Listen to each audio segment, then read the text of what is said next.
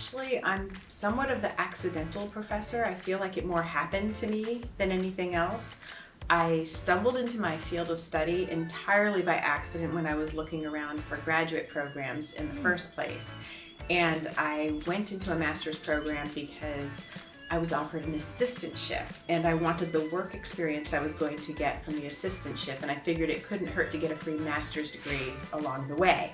I was about 2 weeks into my master's program and I had this realization. It was an instructional design program. I hadn't heard of that field before I got to it, and I was like, hey, I kind of enjoy this and I think I'm good at it. So I persisted and did that and worked for a bit and went back to a PhD program for probably the worst reason ever to go into a PhD program when I did, which was following a boy.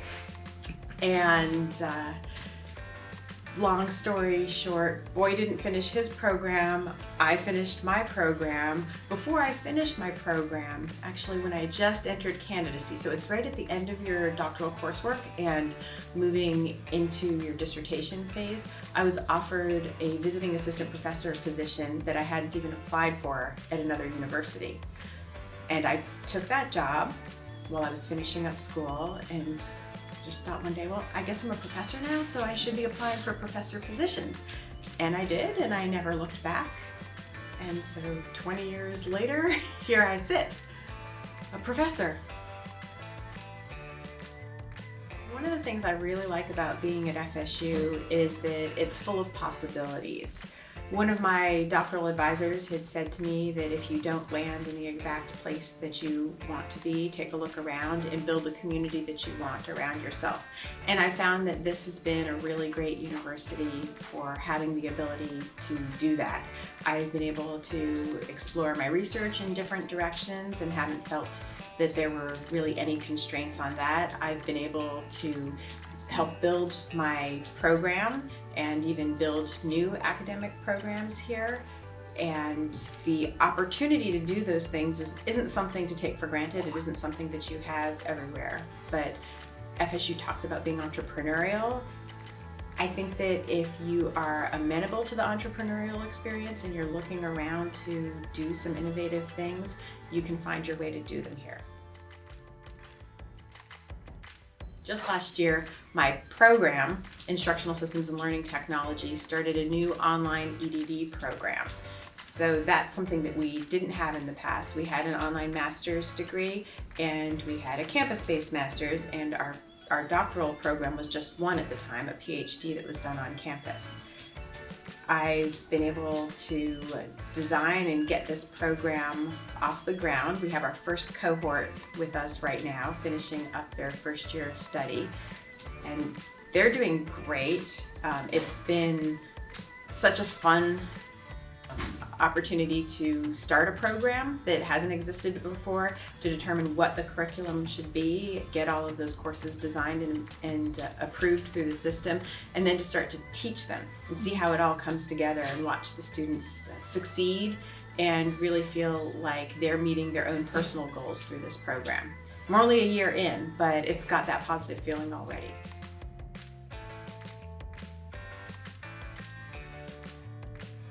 What's unique when you're starting a new program is that you have this blank slate that you don't have with other kinds of programs. Usually as a faculty member, you come in and you have to figure out what you're going to teach from among the course offerings that already existed, or you might add 1 or 2 courses, but you have to think about how those are going to fit into the existing program of study for the students who are already there.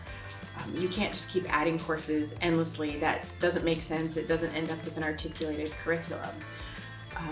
Starting with an entirely blank slate lets you question assumptions of your field about what should be taught and how it should be taught and what resources should be used to teach it. We just don't get those opportunities for curriculum design in a university setting all that often.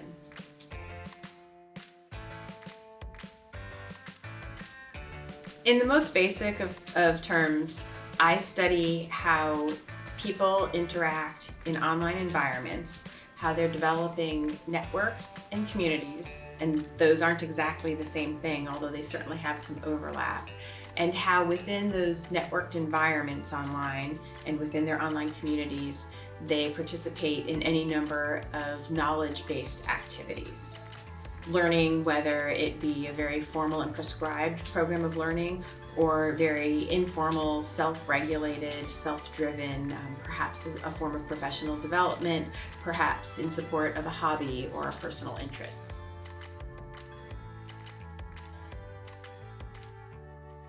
One of the projects that I'm working on right now, the Student Social Media in Schools project, is looking at the role that social media plays in the school setting. We've spent most of our time so far in the high school context, and that has been really interesting. When we talk to some of our peers elsewhere, we get the immediate feedback that they're a little puzzled why we're spending so much time focusing on the students if we're interested in the schools. Because a lot of what gets talked about in the field of education is how we better prepare our teachers, and our teachers and our curriculum are then what gets passed down to educate the students. But the students are a force all on their own, and that's something that I think that we don't pay enough attention to. Partly because as adults we don't understand it very well, partly because as adults we have a tendency to fear that unknown, and partly because we don't necessarily want to enter the student social media environments. But in a way, I feel like social media is the elephant in the room there. The kids who go to high school have phones on them all the time, whether they're allowed to or not. They're peering at them, whether they're allowed to or not, and they're using all of these social networking tools to help them connect with their friends. But school is not just about a physical building, and school is not just about a time of day, say 7:30 until 3 in the afternoon. School goes home with them. They use social media to talk about school and to talk about what will happen at school the next day, make plans for all of that. Then they show up at school the next day, and even if we were to prohibit phones entirely in that setting, have some magical way of shutting them all down, checking them all at the door, you're still going to find that the students are going to be having conversations about what happened on social media outside of the school setting. So social media and school cannot be taken apart from each other. And that's a really important thing that I think we need to acknowledge in our field and learn how to work more harmoniously to better prepare our teachers, not just to use social media as a tool in the curriculum, not just to monitor and discipline student use. There's a lot of that that's going on. But really to help students, to help our young people learn how to more effectively and better use these tools and manage their identities and manage their relationships with people on and through these tools, as well as the relationships with the adults in their lives with whom they interact about these tools and having the devices out and when is appropriate, because that's what's going to prepare them in order to have a successful future. One of the fascinating things that we found looking in the high school setting, and then we've also moved on and been looking in the college setting as well, is that teens are very sophisticated users of social media for certain purposes and not at all sophisticated users of it for other purposes. So they are very adept at managing their identity with relationship to their peers. And all of that time that they, for example, spend on Instagram, they're not actually spending a lot of time posting things themselves because they have very curated and intentional identities on there. They're following, they're taking it all in, they're doing a lot of liking of different things, but they're not posting. And they can use that tool so much better than most adults. I mean, even just in terms of navigating and knowing what would be a good camera angle for taking a photo on there. But if we start to shift the context a little bit, we could take a look at things that adults are doing for professional development purposes. It might be promoting themselves on LinkedIn or using Twitter to participate in a professional development chat. And for us to assume that just because these young people are so adept at using Instagram and swiping around Snapchat, which I will confess, I still swipe the wrong way every single time, when they first get onto a platform like Twitter and are introduced to things like Twitter chats that can be very professional in nature, they're kind of lost. They don't know how to participate. They don't understand the norms. They don't understand the purpose. And there's a teaching opportunity there, one that we're not really taking very good advantage of at this moment.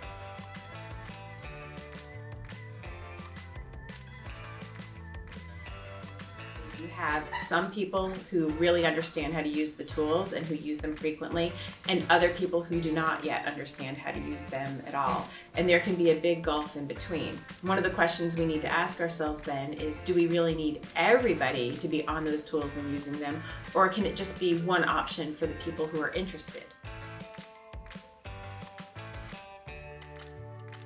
When you're teaching an online class, one of the things that you have to deal with is the perception of presence. Sometimes it's called the transactional distance between people. The more cues that we have that somebody else is there, whether those are visual cues, whether they're oral cues, verbal cues, the more we feel like we're a part of something, that we're actually engaging with other people. We humanize the experience that way.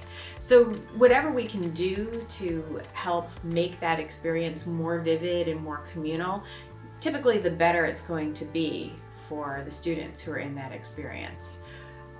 To that end, there are a lot of practical reasons that determine what types of courses different students take, whether they take online or campus-based courses, whether the online courses that they choose to take are ones that have synchronous or real-time video-based meetings, or if they're choosing to take some that are taught asynchronously, largely through discussion boards. And there are techniques that we can use as instructors to both promote instructor presence as well as to encourage students to be highly present in that environment, to allow our students to, and encourage our students to develop somewhat of an identity rather than to just be another name on the discussion board that types in a fact-based answer to a question, but instead to allow them to be a person who has thoughts and opinions and who can build arguments based on the content that's being learned. And then you start to get a sense of who that person is in the environment. That's a really positive thing.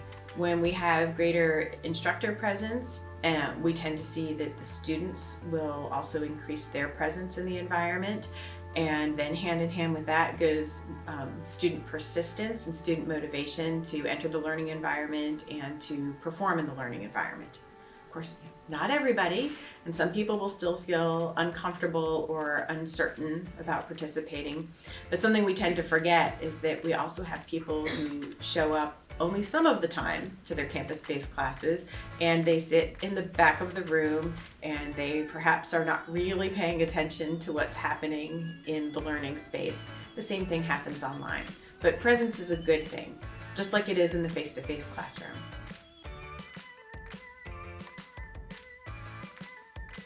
Unfortunately, there are some people who believe that this great advantage to teaching online is that you design your class, you record your videos, and then it's in the can and you never need to touch it again. So it becomes the course that teaches itself. Only no course actually teaches itself. And if you want to have lectures in the can, if you're going to use lectures online, that's fine, but you still have to find other ways to work in your instructor presence. Like last weekend, I set myself up with just the camera on my phone and put it on a stand, and I sat myself at home in front of the fireplace and I called it a fireplace chat and recorded a video where I responded off the cuff to the things that my students had been saying in the asynchronous discussion over the course of the week. So now they're watching that video this week and they know I just shot it, their names are in this video. I will never use it again for another class, I couldn't, but I've been getting such positive feedback from my students, and I do whenever I use this technique, because they say, hey, you recognized us as human beings who have contributed to this class, and you showed us that you're listening or reading, as the case may be, and that you care.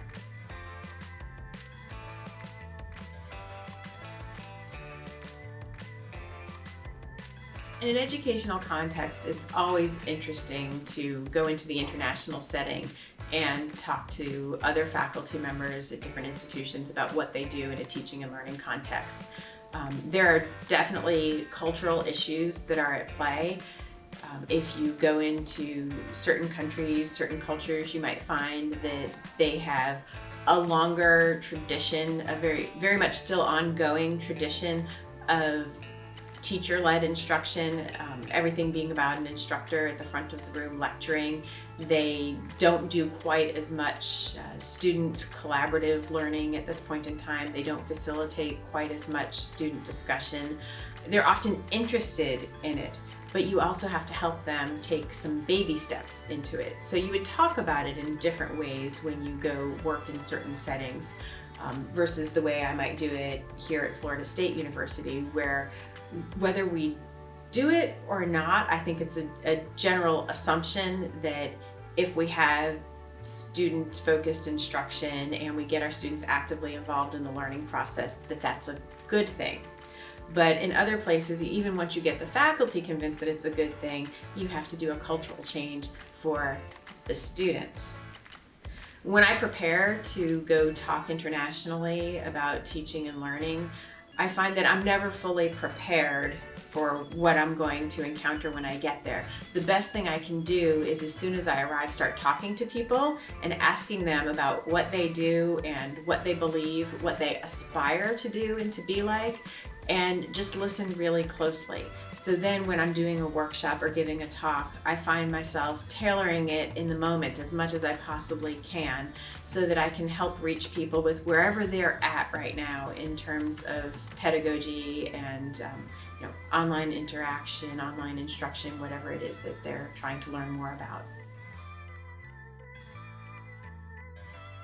I think diversity is about acknowledging and celebrating all of the differences that are around us. There's so many different ways in which people can be different, and we all really come with at least slightly different experiences and beliefs before we get here to the university together. So to assume that we are all of the same thought and all of the same experience, even those of us who may look very much like each other and who may have come from the same hometown, to make that assumption would really not be quite accurate in the end.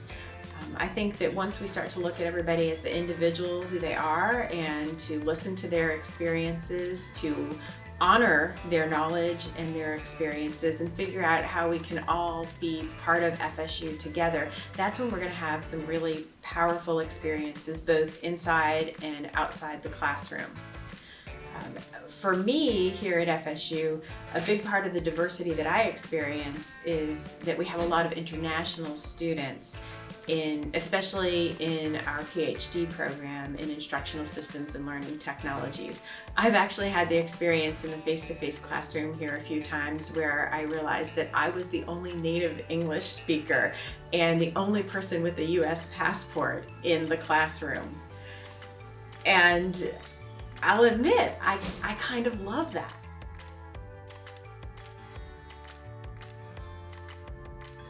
We have so many people here at FSU who have come from so many different places. It's the students, it's the faculty, the staff. You really don't have far to go to find somebody who, well, we could start with the baseline of didn't originate in Florida. That's me.